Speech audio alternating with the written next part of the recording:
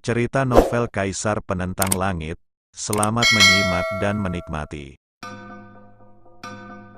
Bab 3037. Sekalipun kepala seorang kultivator manusia dipenggal, tingkat kultivasinya masih memungkinkan mereka bernapas. Namun sekarang, seorang kultivator manusia akan langsung mati setelah dipenggal, sinar kehidupan terakhirnya mengalir langsung ke satu lokasi. Bahkan reinkarnasi setengah langkah pun tak akan mampu melihatnya. Namun, sinar itu tak luput dari pandangan langit. Lin Yan memfokuskan pandangannya, menatap ke arah pemakaman Wuji. Jiwa dan jiwa penguburan terhubung, dan hilangnya kekuatan hidup ini terkait dengan pemakaman Wuji.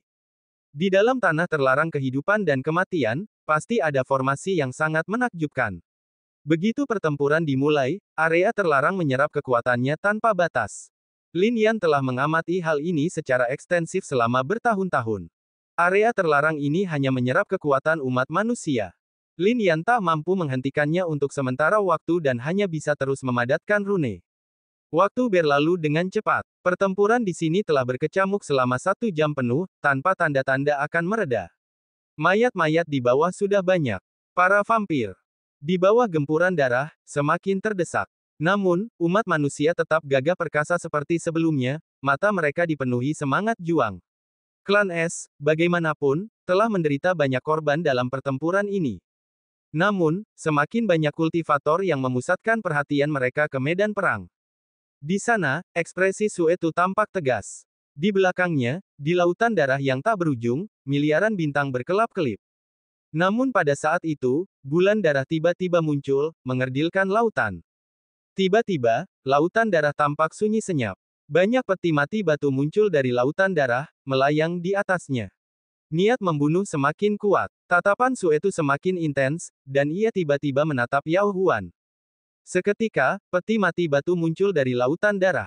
Apa ini? Pada tahap reinkarnasi setengah langkah, fenomena yang terwujud melalui transformasi fisik bukanlah ilusi belaka, fenomena tersebut nyata seolah-olah ada, benar-benar mewujud, melepaskan kekuatan tak terbatas. Setelah mencapai tahap reinkarnasi setengah langkah, mereka tak perlu lagi menggunakan liontin giok penyimpanan. Kekuatan fisik mereka meledak, memperlihatkan bayangan di belakang mereka, yang mampu menyimpan harta karun tak terhitung jumlahnya. Begitu seseorang mencapai samsara, pengalamannya menjadi semakin luar biasa. Bahkan sehelai rambut pun dapat menciptakan dunianya sendiri. Misteri samsara tak terpahami. Menghadapi peti mati batu, ekspresi Yao Huan mengeras. Tiba-tiba, hujan rintik-rintik mulai turun di pandangannya. Tetes-tetes ini seakan menyimpan vitalitas tak terbatas, menyehatkan segalanya. Seolah ditransformasikan oleh air sungai surgawi kuno, tetesan-tetesan itu mengilhami pepohonan, bunga, dan tanaman dengan warna hijau zamrud yang tak tertandingi, dan prinsip-prinsip yang tertanam di dalam daun-daun mereka bahkan lebih mendalam. Di bawah pengaruh ini, sehelai herba tumbuh subur, seketika tumbuh seukuran gunung yang luas. Tubuhnya bergoyang hebat, bertabrakan langsung dengan peti mati batu. Ia bagaikan komet yang jatuh, melepaskan kekuatan yang luar biasa. Namun, ia ditangkal oleh penglihatan Yao Tiandi.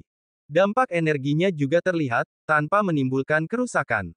Apakah mereka berimbang? Seperti Bingyu, Suetu memasuki alam reinkarnasi setengah langkah di akhir era agung 2 juta tahun yang lalu, dan kemudian menyegel dirinya sendiri dengan batu darah. Meskipun ia kini telah muncul, pemahamannya tentang alam ini tidak diragukan lagi lebih mendalam.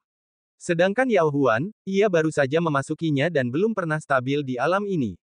Bagaimana mungkin mereka bisa berimbang seperti ini?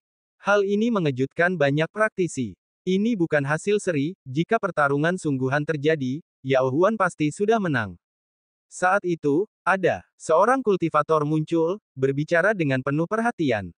Banyak yang menatapnya dengan takjub. Dialah Kaisar Langit Bambu. Kaisar Langit Bambu jarang muncul, mungkin hanya dalam pertempuran seperti ini. Namun, ada juga Kaisar Langit yang hadir di sini. Mereka menatap Kaisar Langit Bambu dengan kaget, ada misteri yang tak terpahami tentangnya. Kaisar Langit Bambu, apakah dia benar-benar hanya Kaisar Langit Bambu? Yao Huan telah melenyapkan sisa energi pertempuran mereka, pada akhirnya tidak ingin melukai orang yang tidak bersalah. Sedangkan Suetu, dia tidak menunjukkan keraguan. Ini adalah pertempuran di tahap reinkarnasi setengah langkah, dan melenyapkan sisa energi itu akan menghabiskan banyak energi. Kata-kata Kaisar Langit Bambu mengejutkan banyak kultivator, membuat banyak yang mempertimbangkan kembali Yao Huan.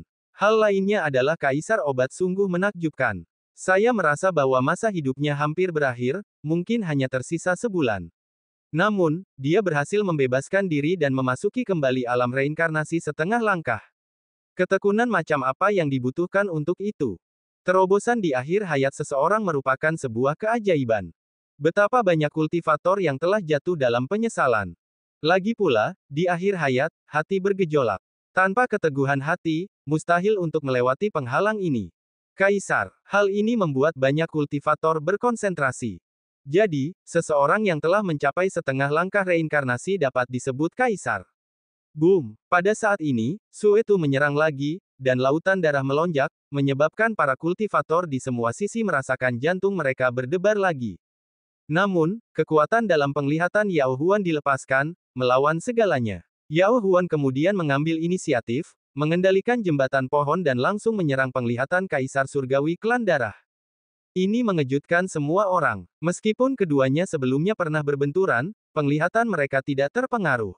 Sekarang, Yao Huan berani memasuki penglihatan Suetu dan bertarung. Seolah-olah dia telah memasuki tempat latihan Suetu sendiri. Sungguh berani. Keempat kultivator itu menghela napas kagum. Hanya mereka yang memiliki keberanian besar yang dapat melakukan keajaiban. Zhu Tiandi memfokuskan pikirannya dan berbicara perlahan, membuat beberapa kultivator dengan aura mistis mengangguk setuju. Yao Huan melayang ke lautan darah. Seketika, sosok Suetu menghilang. Hanya lautan darah yang tersisa, menutupi separuh langit. Kemudian, di seberang Yao Huan, Suetu muncul. Ia mencibir, "Kau begitu percaya diri, memasuki dunia ilusiku untuk bertarung."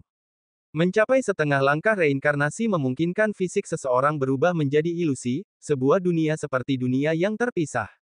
Ini adalah dojo Suetu, dan di dalamnya, Suetu abadi. Jika Yao Huan masuk sekarang, ia akan mencari kehancurannya sendiri. Namun Yao Huan tetap fokus, ekspresinya tak berubah.